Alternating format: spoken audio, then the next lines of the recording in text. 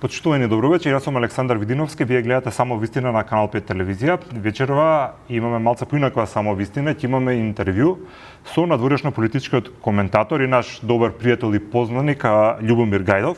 Причината зашто сте повторно викнат само во ова студија заради тоа што пред 2 или 3 месеци бевме исто во овој формат, правевме интервју и според многумина имаше огромен број реакции, според многумина тоа беше кажано дека едно од најдобрите според нив или најквалитетни само вистини и се помислевме дека можеби форматот интервју за со вас лично како непресушен извор на информација можеби во некој сегмент подобар од дебата. Тоа е причината зашто сте поканети сам вечерва. Иако ја многу сакам полемика. Да, ќе има секако и такви прилики. Сакам да почнам ајде се договориме пред емисија малце поглобално да ги фатиме прашањата и полека да дојдеме до Балканата, со тоа и до Македонија и во еден час да ги разработиме сите теми кои што имаат голем јавен интерес, што директно се важни за еднината на државата, со тоа и на граѓаните. Ова недела се случи нападот на Израел на Иран, си разменија ракети, Хутите од Јемен се вмеша, не знаеме како ќе се развива целата ситуација. Ние викендове снимавме на оваа тема за вестите и тогаш кажавте се тресеше гората, ќе се роди глушец. Меѓутоа, од таа ваша изјава до сега се случија многу работи кои што се индикатор дека можеби нема баш да се роди глушец, туку може да се роди нешто посериозно. Ракетирањата се засилуваат, а според аналитичарите денеска што ги слушаме, многу е поизвестно и Америка да се вмеша во конфликтот отколку да остане надвор. Што се промени во меѓувреме? Јас не случајно донесов, токму да се оправдам, донесов документ кога председателот Џими Картер и мене меѓу други десетина експерти не викна во Атланта 93-та на конференција Косово, Македонија идна војна зона, има пригода лично да го прашам како изгубивте избори од Реган, кој беше апсолутно непознат провинцијски гувернер. Он вели, голем пријател на Америка и беше Шахин Шахот Реза Пахлави. И тој, пошто бил диктатор, има многу оттепано своји опоненти, избега во Америка, вели. И го бараше Хомини да го пратам таму. Ја не го праќав и вели така наречените револуционални студенти ја окупира амбасадата 440 дена и 440 ноки ги малтретира нашите 60 дипломати. И затоа ги загубив изборите, вели. Добро, сега на прашањето му е. Значи, Трамп сака да ја одмазди Америка за тоа што се случило 1979 година. Тој вети дека за ден-два со Путин ќе се договори, ќе заврши војната во Украина. Затоа што не заврши војната, сега он на Путин му дира шлаканица преку Иран. И на Кина исто, рековме дека Иран е примен во БРИКС. Тоа е сериозна организација која што е фактички новиот светски поредок.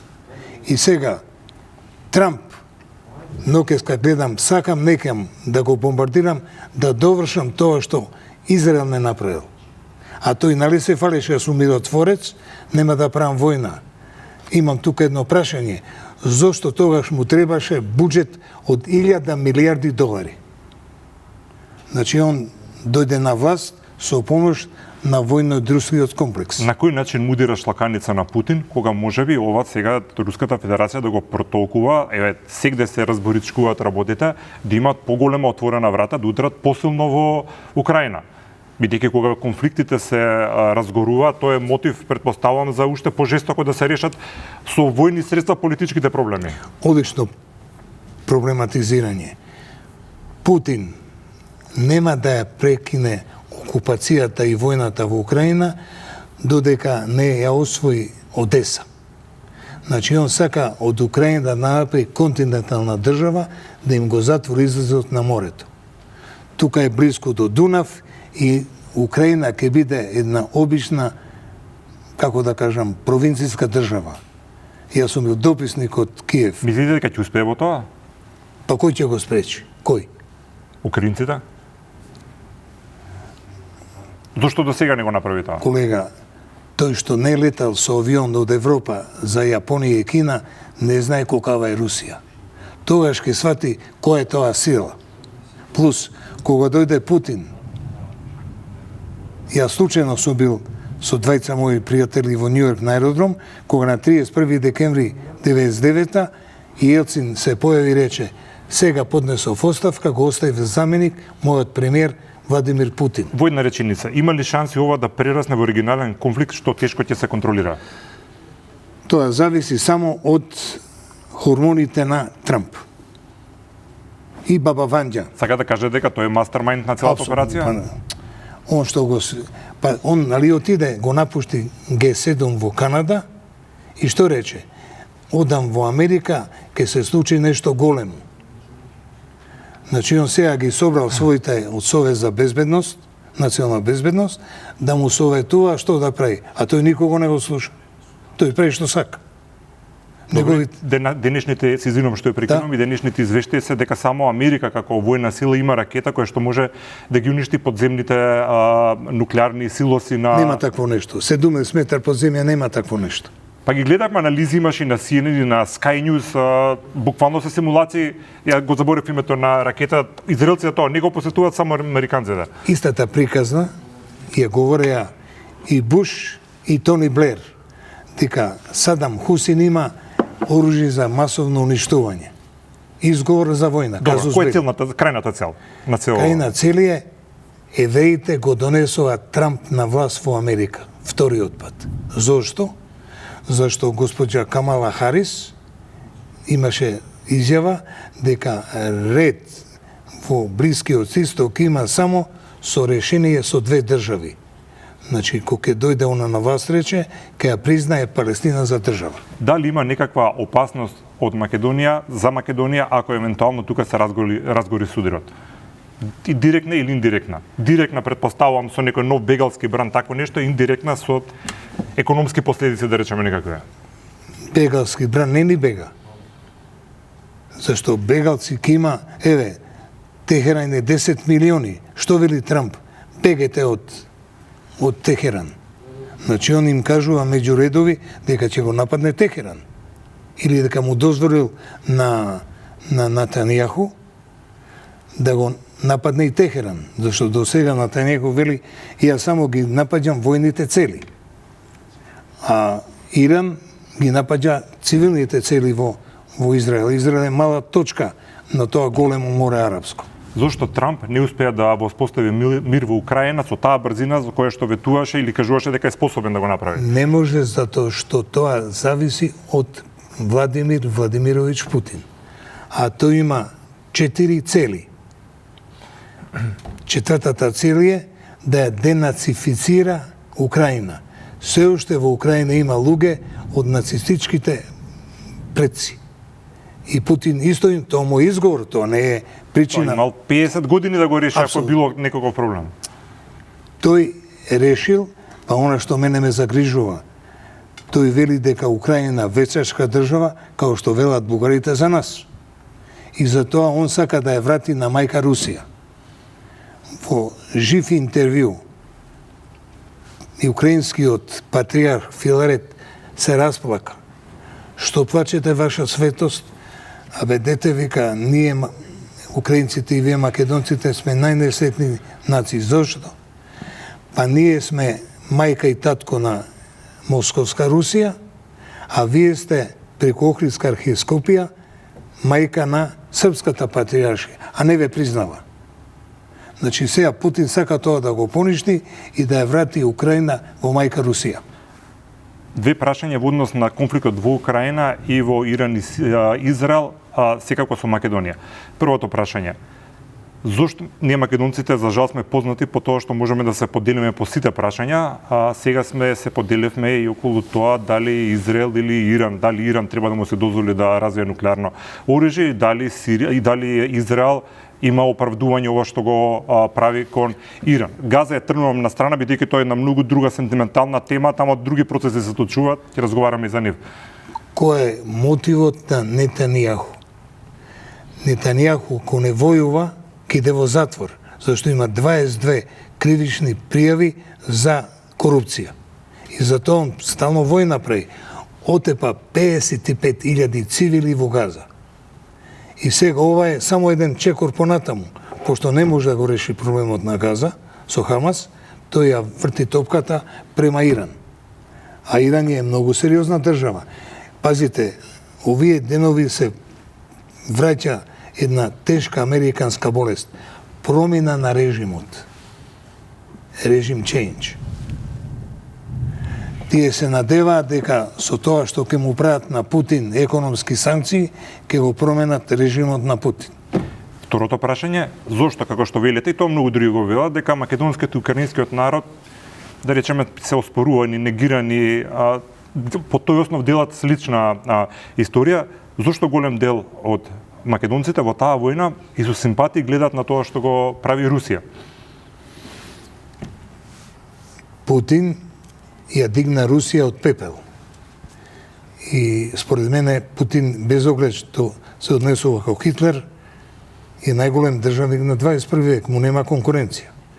И затоа многу македонци што не ја знаат трагичната историја на Македонија со Русија. Па Русија направи голема Бугарија, зашто Русија не направи ништо за Македонија. Рускиот цар му рекол на султанот во Истанбул, во новото издание на Библијата да се укине зборот Македонија, и пазите, трагедија. Во новото издание, место да пишува Македонија, ги имало по име трите вилајти. Руско масло. Друго, во книгата на германскиот амбасадор, македонскиот Јазов, има депеши, телеграми, кај што рускиот двор се договарал со српскиот и бугарскиот како да се дели Македонија. Значи, бугарите, грците и србите ја делене Македонија под руски диктат. Така да кажете дека тие граѓани македонски што имаат симпатии во Русија, за Русија, отворени, се во заблуда. Тие недоволно си ја познаваат сопствената историја? Апсолутно, не си почитуваат историјата своја која е трагична и поради русите. Добро, повторно ќе се вратам на Израел и Иран. Дали македонската влада во овој момент треба да завземе страна во овој конфликт? Како треба да се однесува? Македонската влада завзема страна зашто ние сме за Америка. И во гласање во Обединените нации сегде сме за Америка. Зашто Америка, ако не е, ние ќе имаме големи проблеми на Балканот. И она што е така наречено масло на Макрон. Во март месец Бојко Борисов, премиерот, гласа во Загреб да почнат преговорите со Македонија. На 19 октомври таа 19-та, рускиот пилот Рубен Радев ги собира цела влада ке негов кабинет, усвојуваат резолуција, со таа резолуција одат во собранието бугарско и тоа е она точка 20 точки против Македонија. И Америка гледа дека нивниот проект Западен Балкан во Европска унија ќе им го растурат бугарите и му редуваат на Макрон, кој што после оние 4 милиарди што му ги зема Бајден за атомските подморници со Украина, прави 3 предлози. Бугарите во устав, да немаме говор на омраза, и третото е многу страшно, да не ги нарекуваме фашисти. Тука имам амандман. Ајде. Бугарија и Франција биле сојузници на Хитлер. Зашто кога Хитлер 40 ја окупира Франција, таму остави кукла влада на чело со маршал Петен. Затоа го жеже Макрон да каже немојте да ги нарекувате фашисти. Да. Зашто они биле фашистичка влада. Добро, се наоѓаме практично на средина на годината. Мислам дека е добар момент да направиме некоја анализа за оваа половина година што направивме. Не се случи една трагедија од колосални размери, која што не знам дали како општество некогаш ќе преболиме на кој начин, меѓутоа државата мора да продолжи да живее, мора да напредува, бидејќи немаме друго што да правиме. Тоа не е единствениот начин да преживееме на планетата, што се вели.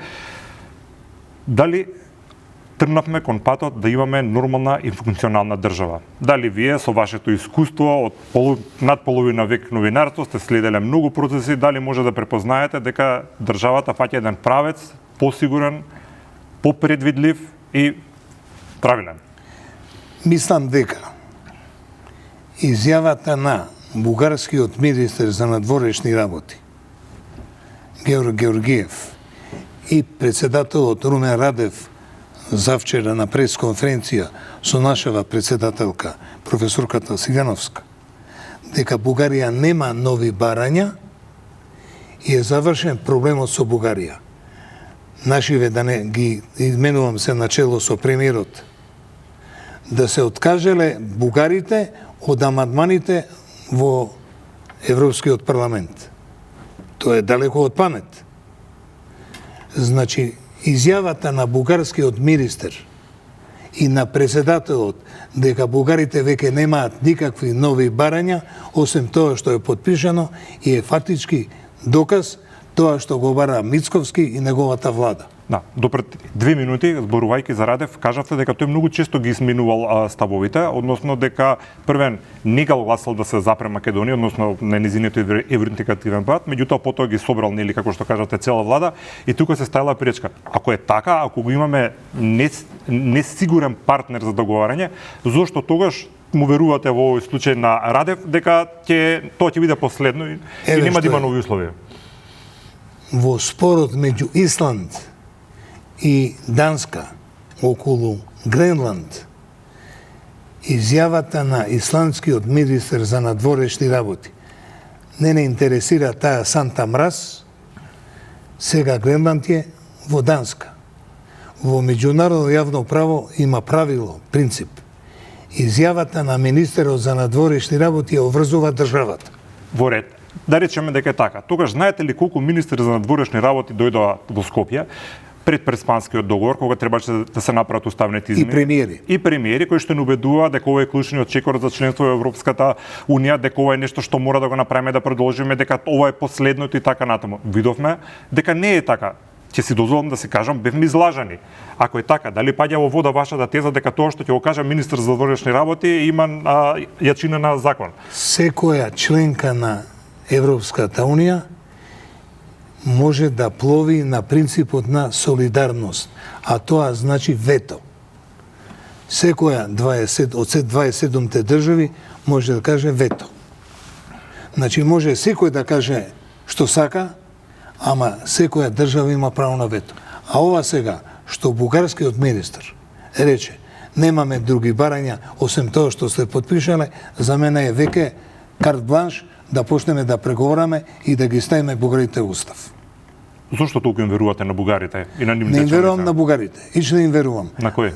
На американците им верувам, зашто на американците им е многу значено целиот Западен Балкан плюс Украина плюс Молдавија да ги напикаат во Европска унија. Зошто? Америка не дава пари, Америка дава оружје. Еве не тераат 5% од нашиот буџет да даваме во Пентагон, до американска индустрија. Ако е така, што ги спречуваше и до сега тоа да го направат? Сега сакате да кажете дека Софија и незината влада дека ќе се спротистави на глобалната американска политика за обединување на Европа и дека ќе не малтретираат со вакви небулозни работи, да не ни ставаат амандмани дека ние сме сегашна нација, која ме разбирате што сакам да кажам? 150 години они имаат комплекс од Македонија.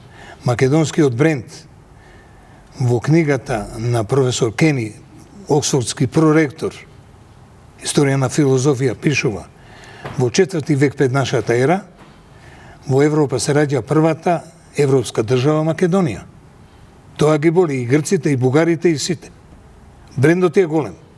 Што ви реков преска, рускиот цар му рекол на султанот во новото издание на Библијата да се избрише зборот Македонија. Па ова што го кажувате оди во мојата теза дека нема да попушта толку брзо. Дека не е толку дека ние треба да им веруваме, ако со години, со векови, тие си имаат една приказна која што упорно си ја возат. Точно е, ама со 54 милиарди што му ги зема Бајден на Макрон и што Западна Европа, Европска унија без причина ја напика, се извинам на изразот, во војната во Украина. Што имаше Западна Европа со Украина? Тоа беше војна на Америка. Ќе се вратам на прашањето пред 5 минути што го поставив, дали на ова кога сме на средина на годината, дали гледате некакви контури за нормализирање на државата или се смени пиерот и се продолжуваме по старо? Нормализирање на Македонија ќе биде кога ќе влеземе во Европска унија. Зашто? Во Македонија само тогаш ќе има правна држава. Правна држава. Вие сте од оние што мислат дека не можеме сами ништо да направиме? Не можеме затоа што 35 години помина, а зашто не направи? Нека тие што се на власт да прават правна држава. Ама велите дека како народ и како нација не сме способни да имаме собствена држава со ова. Дека како не можеме едноставно сами, мора некој да не носи под рака, да ни каже ајде дојди вамо, седни, сега јади, сега исчешлај се, сега исчисти си ги депониите, сега. Зошто? Зашто нашиве ајкули околу Македонија имале школи, цркви, кај што го переле мозокот на македончињата. Зашто ние сме добиле бакшиш од Горбачов држава. Ако не беше перестројката на Горбачов, неговиот наивен програм да го реформира реалниот социјализам, па го растури социјализмот. Зашто тој реален социјализам стоеше на 3 столба. Една партија, една тајна полиција, една војска.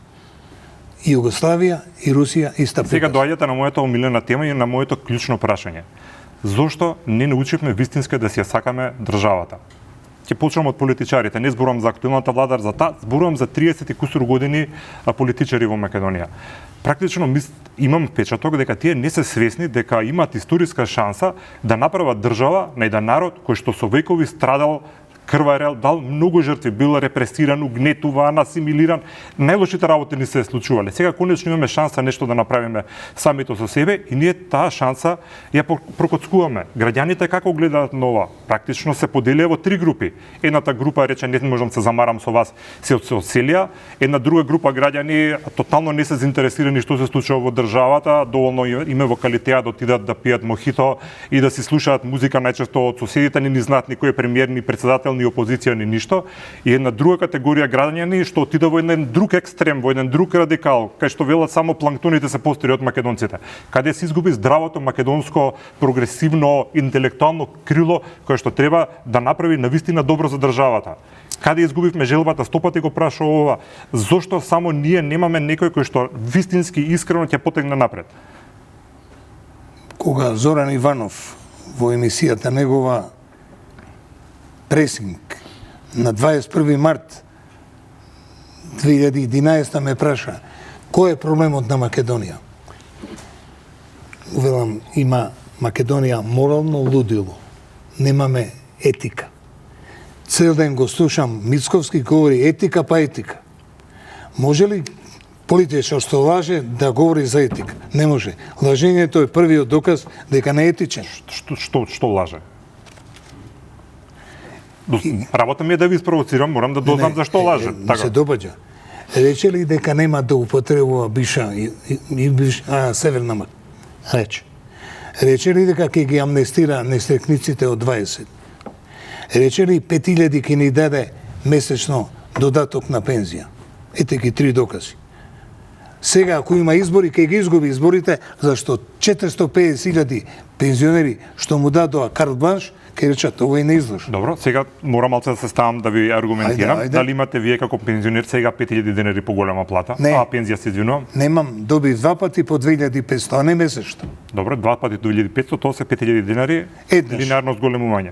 За 27 април моите информации се дека ќе се случуваат некои процеси многу брзо и ќе видиме тоа. И што беше првото, нема да го потребува Северна Македонија. А после вика, добро, само да докажам. Дали приметувате дека во јавниот простор во Македонија, помеѓу политичарите и од власта, што е поинтересно и од опозицијата, освен албанската опозиција дуи, дека практично сите велат Македонија, дека Северна Македонија практично и не се употребува толку многу. Зборувам вербално. На документи секако кај што мора. Дали е тоа можеби мал исчекор кон тоа што го зборуваме? Вие не видовте пред професорката Силјановска во Тирана што стоеше на плочката? Скопје. Срце ме заболе. Она не дозволила да ја напишат Северна Македонија, подобро Скопје, или вие што видовте и во Грција и во Србија пишува МК. НМК. НМК. Во Србија, во Грција ни НМК. Во Грција Скопје. Скопје, така. Добро. Вчера беше тажниот ден 7 години од трагедијата во Нивица. А самиот грчки премиер лани рече во Атина, ако не брзаше Македонија, заедно со Финска и со Шведска, ке влезеја во НАТО без да го смени името. Ама од каде знаеше тој дека кога е била оваа изјава?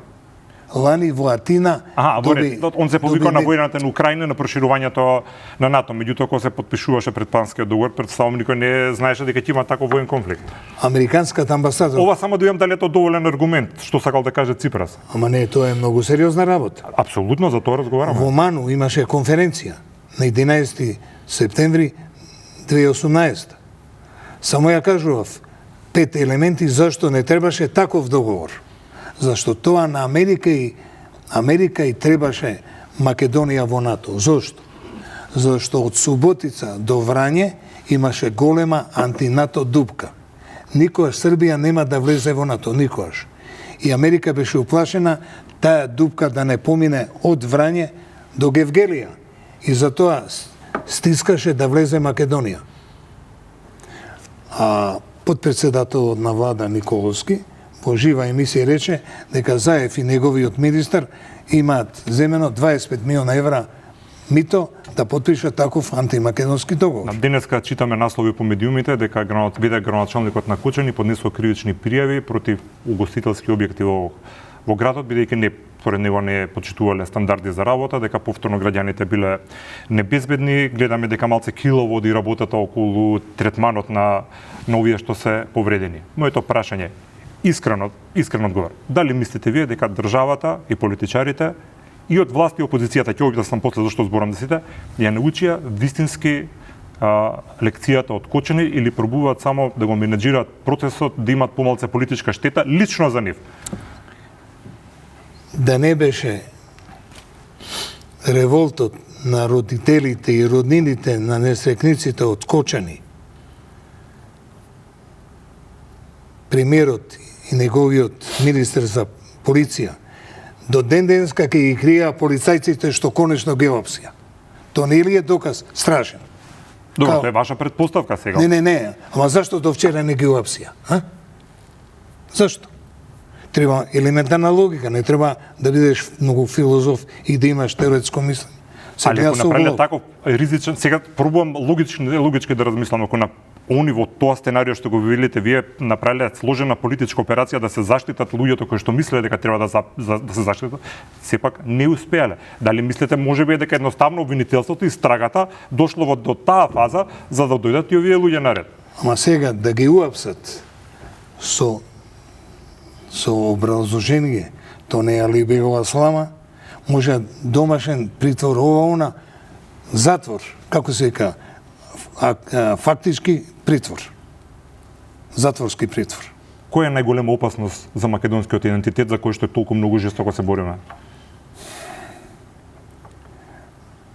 Кога се спремав за една дебата околу Законот за основно образование, ги прочитав сите закони за образование во Европска Унија. Клучен закон е Законот за образование кај што се учи историја. Историјата е тајната на создавањето, развивањето и одржувањето на националниот идентитет. Срце ме боли, пред известно време се одбележуваше 10 години од Истражувачкиот центар за културно наследство со име на големиот истражувач Цветан Грозданов. 10 години. Бе уредно поканети и премиерот, и министерката за наука и образование, и министерот за култура. Не дојдова. А не беше присутен и председателот на МАНУ. А оставнината на Цветан Грозданов се наоѓа во една барака кај што пишува горе пријавница. Тоа нели е доказ колку ману него цени тоа што се вика културно наследство. Тоа е доказ. Значи, тие што се платени, ја гледам цел ден телевизија и слушам радио, македонскиот јазик, што е нашата татковина, што рече Блаже, не го почитуваат. Од кај знаеме ние македонски? Сме пазеле, сме учели и сме читале. Не си добил ти тоа од Господ јазик. Тоа е вештина, се учи. Добро, каде треба ние да вложуваме? Еве за образованието, веќе неќам да Школство. Мо господине Гајдов, немаме веќе универзитет кој е на листите на шангајските листи. Падна. Не е веќе во 2000. Ама зошто? Што зборуваме? Тоа значи, еве зошто. Затоа што мојот колега од Лјубљана, Лев Крефт, кој стана министер за наука, имаше закон во една реченица. Кој сака во Словенија да напредува на универзитет, 2 европски рецензии. И во една пригода ја прашам ја министерката за наука, брилјантна интелектуалка. Кој од наши веќе доби европски рецензии? Вика никој. Значи, мораме ние да го дигнеме критериумот. Она тргна да затвара разни институти. Ама, што е трагично? Се множат приватните универзитети, кај што се купува диплома. Дали ако кажам дека македонците се самите најголема опасност за македонскиот идентитет, ќе бидам управо или зборувам, ќе се зовам да кажам Ништо нема пострашно од внатрешен непријател. Ништо, а тоа е немар. Тој немар, таа неукост е причина што сме дошле до овде. 1971 година во Југославија беше главен проблем социјални разлики. На еден конгрес на младина... Не ми кажете, извинувам што прегам, не ми кажавте дали се согласувам со тоа, дали се согласувате со тоа. Да. Во Југославија 71 главна тема беше социјални разлики. На еден конгрес на младина и култура во Сараево, ја се направив мангу преков, не се социјални разлики, туку духовни разлики. 25% сме неписмени. Тоа беше сензација, ми дадоа интервју во НИН. После месец дена се обидов да ја продам таа финта и во Охрид на семинар за лидери и студенти. Беше прв говорник премиерот Сенте Богоев, која кажав таа досетка, ми вика, која Гајдов, не се неписмените проблем, па кој се? Полуписмените, вика.